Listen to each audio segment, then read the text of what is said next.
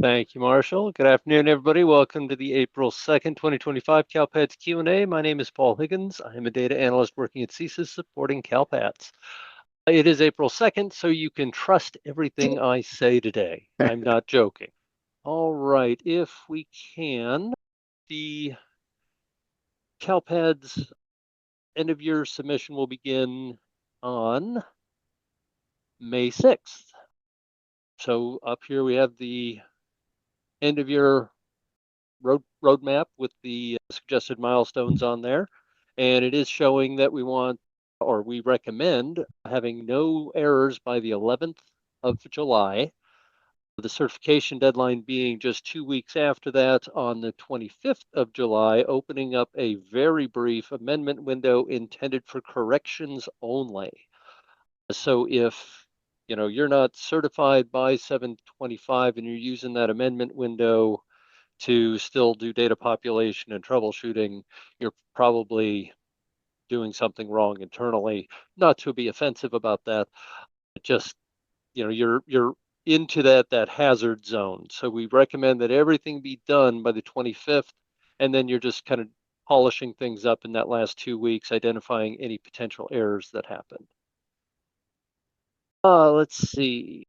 Flash 297 did arrive on the communications page, but Flash 298 is not yet visible there. We did receive Flash 298 on the 28th. I believe that was last Thursday. And it is a reminder to get all of the Cella data updated in CalPADS prior to May 31st, especially for those students reclassified based on their 23-24 assessment scores. That also reminds us to test all TBD students within 30 days of their initial enrollment or their enrollment with you. So that's what 298 is about. And I believe that one was already sent out and we're just waiting to get it onto the communication page. We did have a build yesterday, and I'm going to turn that over to Angela to see if she has anything to share with us on that. Yeah, we're back on our regular Tuesday deployment cycle. So I think only one item was fixed in yesterday's release on the front end. Lots of things went in on the back end, but. Very good. And it looks like the weekly CalPADS Digest just landed in my inbox. So you could be looking for that right about now too. All right. With that, I'm sorry, Sean, did you have anything, or CDE in general? Anybody? If you're talking, Sean, I can see your lips moving, but I'm not hearing anything. You're absolutely correct. Thank you, Paul. I was gladly on mute. Sorry about that. I just wanted to say thank you to both our CSIS team members, Rebecca Aguila from Fresno County office, also LACO, Evan and Hillary, and Orange County for Anthony, for hosting and supporting and conducting the trainings for the statewide leadership. A lot of LEAs attended and found it really useful. Well, thank you, Sean. Appreciate you expressing that to everybody. All right. Does anybody else have anything for the group before we get started? All righty. Let's just jump right in. At 301, Sandra, Q1. Just want to clarify something. If a student comes into our district with an ELA status of EL and we enroll them in one of our 305 LIP programs and the EL status start date is taken from CalPADS and the LIP program start date, their enrollment date at our school. Yes, the LIP programs will be related to your school. You can't use it prior to the enrollment date. So yes, the LIP program start date would be their enrollment start date at the school. But the EL status start date would be whenever they were established that, whether it was the 14-15 school year or, the 24-25 school year. So yeah.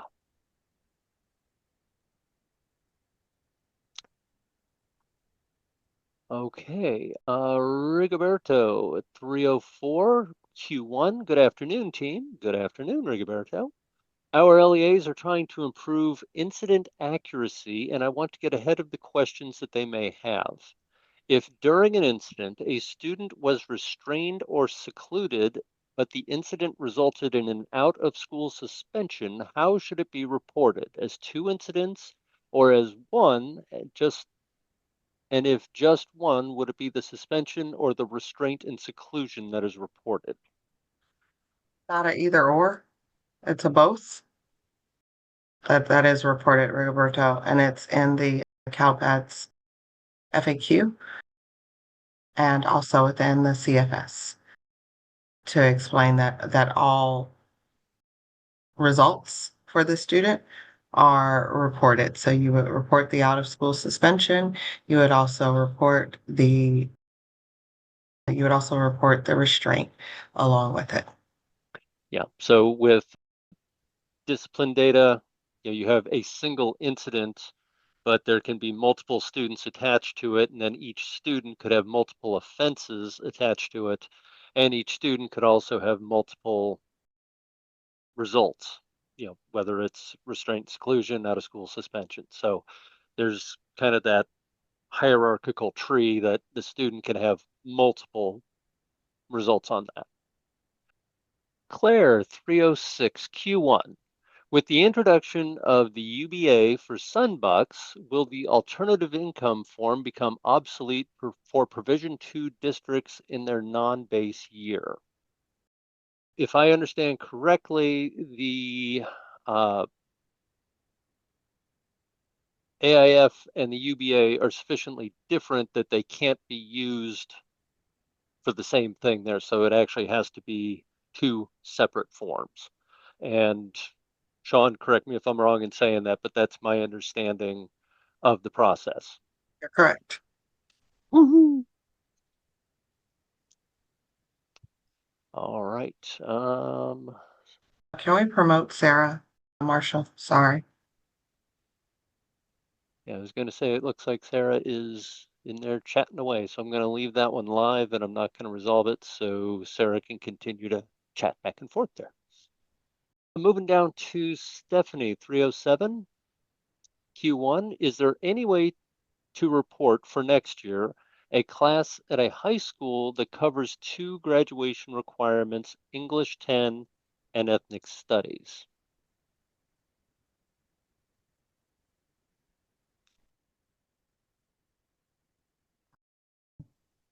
Yes, I don't. Hold on a second. I don't know if it's English 10. Come back to that question, Paul. I'm sorry, Sean? Come back to that question for me. Just leave All it right. open. If we can come back to it, I need to find my notes. All right, Stephanie, hang tight.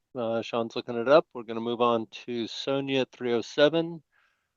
Q1, if a student was direct cert in the base year and not in the current year, will they have to complete the UBA? Different processes there. So yes, the direct cert is a matching file sent directly from CalPADS to CDSS. CDSS does a matching process to identify students who are receiving assistance, SNAP, TANF, Medicare, or Medi-Cal rather, and then sends back a matched file identifying anybody who is on there to fast track them into a free meal program or a reduced price meal program to avoid a longer term application process. It was USDA's solution to get people in there as quickly as possible. So the UBA is still there to, collect the information necessary to qualify them into the Sunbucks and everything else. So 2 separate processes there. If you can scroll down, Gary, to the table. Whoa, The Nate, you're killing me UBA here. Nate, you're a Cylon here. What's going on? Killing me, man. Like the whisperer turned into the robot. The extras. I'm like, Check your mic settings, Nate. But Nate always has Is something this good to any say, better? so oh, much Yes. better. Yeah. Gary's on the table. I think the point is the UBA is yearly, except for in the year that you might do a base year, because the determination for some bucks is yearly. So I think her question was, if you have a direct cert, do you have to continually do the UBA every year except for the base year? You have to submit the UBA for the provision schools. All right. Thank you, Nate. Alex is driving Nate. Sorry, guys. That's okay. Gallic. All right. Moving on to CJ at 308 Q1. Are there any plans to correct the constant error we get from, I'm guessing that's CalSAS, about the 504 eligibility being set to no?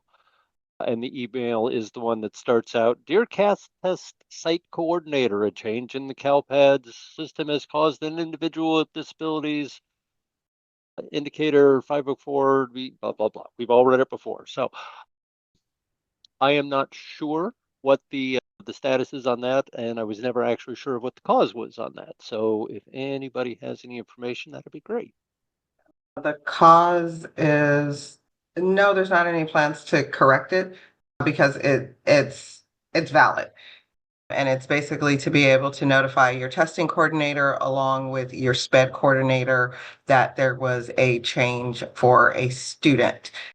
And that student is either, that change for the student is either known and disregarded because it's occurred in conversations already that it is a valid change, or the change that occurred isn't correct and it's to make everyone aware that the change isn't correct and this is going to affect the student's testing since it wasn't correct. So no, there's no plans to change it because there's no need to. Again, it's either something that's known or it's something that's unknown, and it's there as a preventative measure because you don't want to alter a student's testing, their test settings while they're in the middle of testing. And so that's why we ask you to be very cognizant and work with your testing coordinators during this time and make changes prior to students, the testing window opening up and students actually testing. Perfect. Thanks, Sean. Yeah, my pleasure. All right. Maria at 312 Q1. Hello. Hello. A student that just transferred from another district has a record as eligible for free meal programs. Does that free status transfer to our district, or do we need our own verification? If it's the actual FRPM record, 181 or 182, I would say that you would want your own documentation on that, just so you have an audit trail to fall back on should it ever come up as a question in an audit somewhere. And since each program is site specific, and in this case, LEA specific too, you would definitely want to have your own audit trail on that. So yes, please have them fill out the paperwork on that. All right, Anna, 314. Q1, we are a CEP district and our administrators want to continue the use of the alternative income form as well as the universal benefits application. Will there be a way to differentiate the program codes of 181, 182 based on what form is submitted? I don't believe so. In its current configuration, there's no way to differentiate that. We would either need to add additional program codes or add attributes within the program code, like within the homeless, you can assign them as unaccompanied youth. So if we wanted to get more granular with which application, we would actually have to add additional fields in there. And I don't know, or at least I have not been privy to any conversations about doing that. So, Paul, if I can yes, add, ma'am.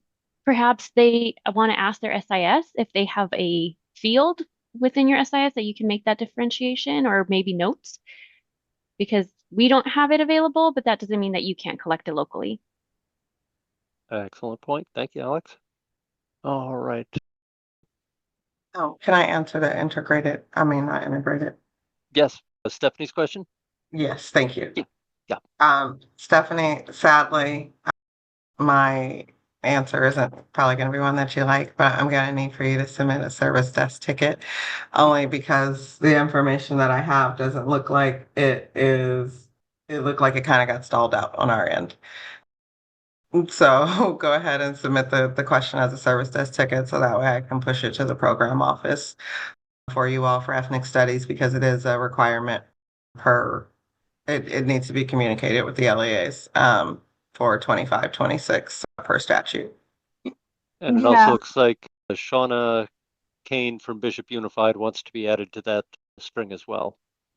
It'll most likely be released in a flash message from us. But again, we need that information from the program office. We have proposals to them.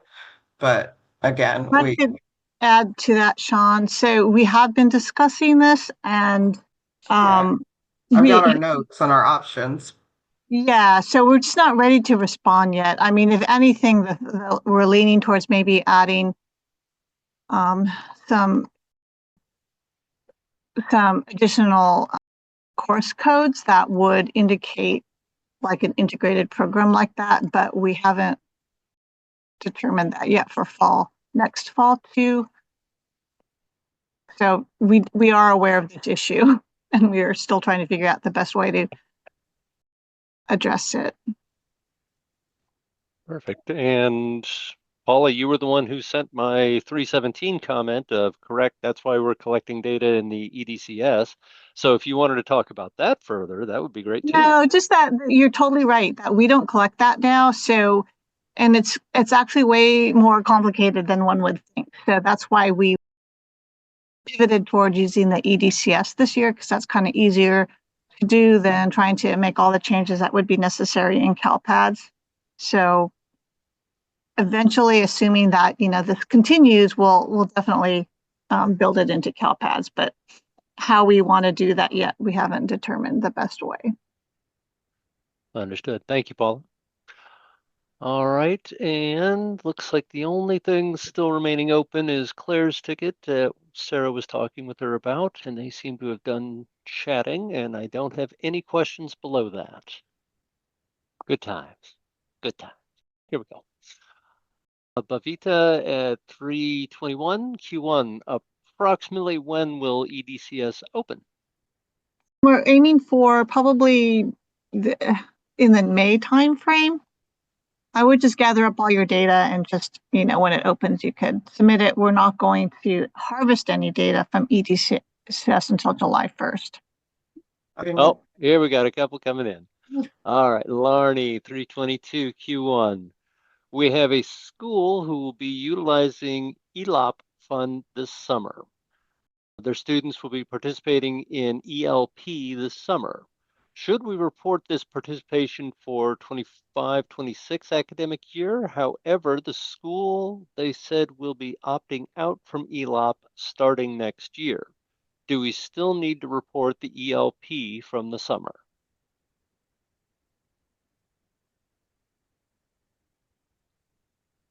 Yes, you'll still need to report the ELP from the summer. I don't think I understand the question fully, actually. Well, I think they're saying that they're not going to continue to participate in ELOP, but yet they're going to be providing ELOP during this coming summer. And where are they providing it?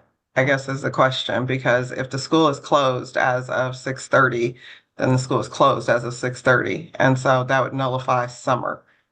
That's why I'm yeah, I'm reading it as their LEA is opting not to utilize ELOP funding that their LEA receives. And so if they're still going to be providing ELP programs in this coming summer, because it was from, funding from for 24-25, do they still need to report that? And yeah, they would still report it as they continue to report it, but for 25-26, they wouldn't because they're not doing it. Except 25-26. The word summer, that's, again, yeah, but summer to me it goes past the 24-25 school year. It goes into 25-26 because summer is typically attached to correct. And for ELP, we're basically saying that report at the end of the year, so the end of the year 2026, any participation that happened from July 1, 2025, all the way to June 2026. So if those days are before July 1, 2025, you wouldn't need to report them. Then it's probably really up to you if you want to kind of quote unquote get credit for them in 25, 26 if you're actually providing any days then. If you are receiving grant funds from ACES or 21st Century, you would still need to report for those. All right, very lively discussion. Thank you. All right, Lethea, 322 Q1. Hi, hello. What is the point of being a CEP school if we are requiring students to fill out the UBA on an annual basis? Doesn't this defeat the purpose? Asking for a friend. No, it doesn't defeat the purpose. It allows the families that are in need to be able to receive the funds that they need to a lot quicker.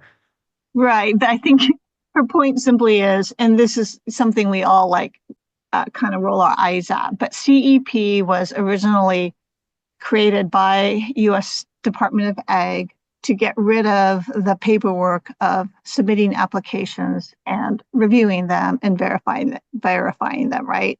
And so that was all an efficiency. Sunbucks is a completely different program. And,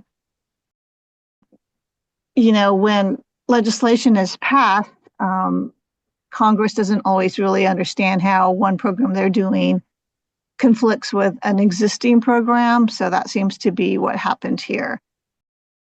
It completely doesn't make sense from the standpoint of CEP was specifically created to get rid of all of that paperwork, and then a new program comes along and it kind of, for the new program, has all of those annual reporting, requirements where you have to submit an application. So yes, it doesn't make sense. The only thing I can say is they're two separate programs that were created in different pieces of legislation by Congress without understanding that they kind of conflict with each other. So I don't know what else to say, but at least there is the efficiency of you only need the UBA or the Sunbucks application on an annual basis for students who are not directly certified or who are not categorically eligible. So it reduces a little bit the students that you don't have to get applications from. All right, again, thank you. And it looks like Sarah is also responding, so I'm going to leave that open. Oh, never mind. She closed it out herself. All right, moving on to Patty, 323 Q1. We have a student who was expelled and was referred to a community school. We are not sure which code to use to exit him, a T165 or a T167. And Alex has pulled up the CalPADS code sets and specified the 165 and 167. And you can see their definitions there. And I can't read them, of course, because I'm blind as a bat. Yeah, if he's leaving for disciplinary reasons, go with the T165. But if everybody's amicably agreeing to go somewhere else, then it's usually the 167. Is that the nuance that I understood it to be? Yeah, I believe Stephanie in the chat answered it. I mean, the Q&A answered it correctly, the T165, based on what based on the limited information that Patty's providing, yes. Yes. If she needs more information, please feel free to submit a service desk ticket with full details. I thought that was supposed to be my line, but okay, thank you. Oh, my bad, I'm sorry. Oh, I didn't mean to put you in sunshine. I'm sorry. Carla, 324. Q1. Hello, Carla Montes Dioca from Red Bluff Joint Union. If we have a student start a career pathway and move to another of our schools who offers the same pathway and they resume the pathway at that site and complete it, can they still count as a pathway completer for the district, or does the student need to complete the pathway at the original school? If I recall correctly, sorry, my bad. Go ahead, Paul. No, go. They complete the pathway where they're completing it. And so, no, they don't have to go back to complete the pathway. Your LEA is able to see that they took other courses prior to arriving at your LEA. And typically your counselors do that in a review of transcripts, especially for high schools. And so once they review those transcripts and they determine where your students need to, what continuing courses they need to be able to complete. And they typically then assign that completer course or that capstone course as a course for them so they can complete that pathway. And then they're able to earn CTE credit for it, especially for your dashboard then. And your LEA would then survey that student after they have exited as a graduate. All right, very thorough answer. Thank you, Sean. And it looks like Paula is responding to Lena right now. But Lena's question at 327 is Q1. If a student incorrectly received an FRPM at the beginning of the school year, is there a way to well, I guess Paula's done. I'm so sorry. I didn't realize that when I push the send button, it makes the question disappear. That's why we That's always okay. wait, That's Paul. That's okay. why I wait when you're doing the Q&As on the regional to after you've No, that's not, answered that it, was, then I push now I have a taste of my own medicine or something. just a little bit. Like that's why I wait for you, but it's okay. You That's all right. Paula can wanna share with the wanna group. You go elaborate ahead on and your tell with answer, us. Yeah. P? It was kind of a funny question. Well, not a funny question, but I think they were simply asking the fact that if they submitted an SLP, a 181 based on an SLP application that was later maybe not verified, what do they do? And yeah, you should delete that record. But if it was there and was certified as part of Fall 1, it will be included in your UPC, and it may or may not be caught in the local audit. It won't make the student eligible for Sunbucks anyway, unless they submit another application that is approved. So, I guess best reco is simply to delete it for now and see what happens, I guess. Either deleted or updated. If the student was at any point in time free, then you want to capture the point in time in which they were free or whatever their actual status was. And so should program records be kept up to date? And I think it's 14 days. Someone correct me if that's wrong. Is what we state in the user manual. Right. Not the user manual, Data guide. there you Data go. guide. Thank you. Thank you, Paul. So it's 14 days per the data guide that it should be up to date. And so again, just report what was actually going on with the student. Right. And if it was the scenario where the application was not verified, meaning they submitted it and you submitted it to CalPads, but then it was later not verified in the verification process, then it should just be deleted because that meant the student was never a 181. Right. Okay. Got it. Okay. Thank you for that. Moving on to Rigoberto's Q2 at 331. Q2, we received guidance from the service desk that CalPads goes by the first enrollment in CalPads when answering our question, how can we determine for certain if the student's first CalPads enrollment is indeed their first US enrollment? To be more specific, how do we know that the student was not enrolled in another US state before 5th grade? However, this goes against what we were told during the regional meetings for LTEL purposes that the initial US enrollment date should be a student's true US enrollment, including outside of California. Can we get clarification? Yes, and the clarification is going to be on that program website. But thank you so much for having the information. I so love y'all. I do. Give me a second. And Rebecca, if your fingers are quicker than mine, it's the link that is in yesterday's meeting. Anybody? Is this it? That's not it. Don't have She reported. posted a link. Yep, Yeah, she got it I on there. saw that, yeah. I was like, whose fingers are quicker than mine? Well, I find the agenda like, um, so it is based upon the students. It is based upon two factors. Okay, and the factors are the US initial enrollment date, and that is why we ask LEAs to ensure that that information is accurate. It is also based upon the date that the student became an EL. Okay, and whichever one of those dates comes first. So you have to determine based upon that. And I'm not sure what the rest of your question was, or if I didn't answer anything. No, they were just asking for clarification between prior guidance from the service desk versus what the regionals updated with. So I think you covered it. Okay, thank you. And I'm positive that Michelle Marie's answer was correct. So I'm gonna say let's stick with that, Rigoberto. And if a ticket needs to get escalated to CDE, Angela, feel free. And it looks like Matt is also typing a response to you, Rigoberto. So I'm going to leave this I'm ready to open. send my answer, Paul. I just didn't want it to disappear from your screen. I'm good. I'm clear.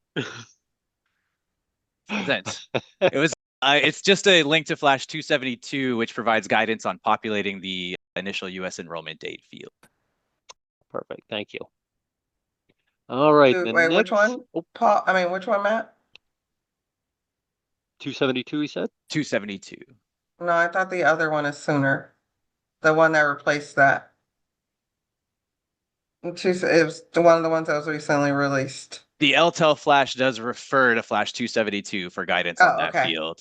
So Great, it is thank you. referred to in the new Flash. I just thought I'd kind of bring it to the forefront. There you go. Thank you. I couldn't remember. I was like, look, I saw it in draft mode. All right, you can see the flash up on the screen there. And I'm going to go back to the Q&A box here. All right, the next two questions are a Q1 and a Q2 from Shelley. So I'm just going to hit those in succession.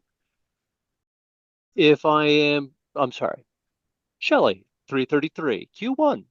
If I'm putting in a ticket because I got an error in the SSID match tool for an invalid character, should I indicate that the ticket is for you, Angela? Yes, please. Here you go. Do you want to type that answer in there too, or do you want me just to answer it? Just check. I'll type.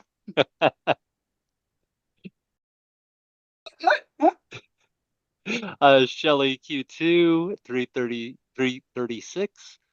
Do you know when the SOARS system will be active to pull our LTEL file? I have it in my calendar to start watching for the email this month. I thought that was, and that's not from CalPads. Well, you know what? We'll ask and then we'll put it in the digest. If that helps. Rebecca's saying it usually comes July from AMARD. Yeah, that was like, it comes from AMARD. I knew that, Rebecca, but I was like, yeah, I don't have it for this month, Shelley. And Paula just committed me to something that I'm like, oh, okay, thanks. No, we'll Go just for it. find out. They usually let us know, and then we'll just note it in the digest when it does come out or something.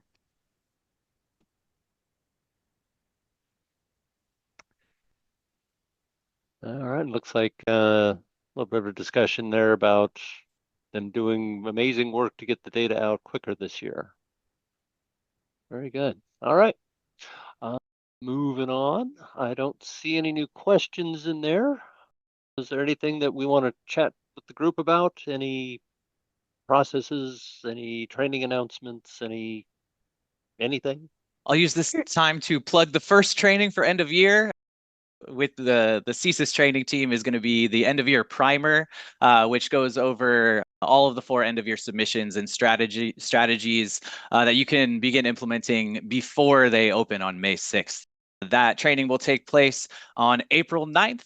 So please do check your email, check the most recent CalPADS communications, and you can register for our live trainings in Bridge.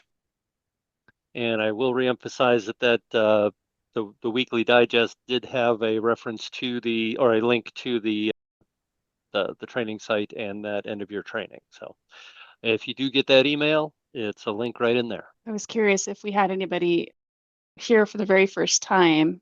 Maybe you heard about it at the regionals last week. If you could raise your Zoom hand, if we were able to recruit anybody from those calls. So one thumbs up. One They of may have- us, one of us, one of us. Oh, sorry. Thought I was on mute. They may be a little nervous to raise their hand as a Oh, newbie yeah. in front of the whole group. Oh, there's another one. Well, Thank you for being a welcome. brave soul. Yes, You're not yes. judged or anything. It just allows us to be able to better. I was like, I always have to feel like we give that disclaimer. All right. Oh, Well, Happy to have you. yep, happy to have you. Definitely good to have you here.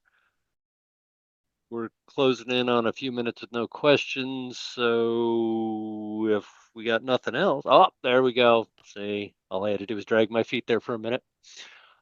Charlene, 341 Q1. We have a new enrollment coming from out of state.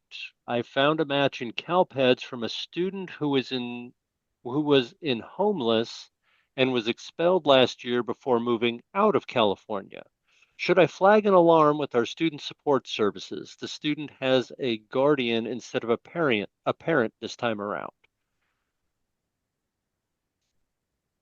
You want to verify that it's the same kid or same person, obviously. But yes, if you know that they have kind of an unstable support system, definitely flag your student support services so they can be right there on the spot from day one. Hopefully, getting them where they need to be, taking care of anything that's outstanding, and just trying to address things right up front rather than reacting to them later. Yeah, But also not definitely do that. assuming, I find a gentle way to have a conversation with them, not assuming that their status is still what it is. All right. Back to an empty question and answer box. Hang around here as long as we need, but also don't want to steal 20 minutes of your life that you don't need to give me. They've been dropping pretty fast. Our high water mark was 177, so we're down to Okay. 143. So I think we're good to call it today. All right. Well, it has been a pleasure. As always, I always learn a little something while I'm here, and I did today as usual. I hope you did too, and we will see you again next week, same time, same bad channel. If you need help between now and then, please open up a service desk ticket. Let us help you that way, and we'll get back to you as quickly as we can. Have a great week and stay safe out there.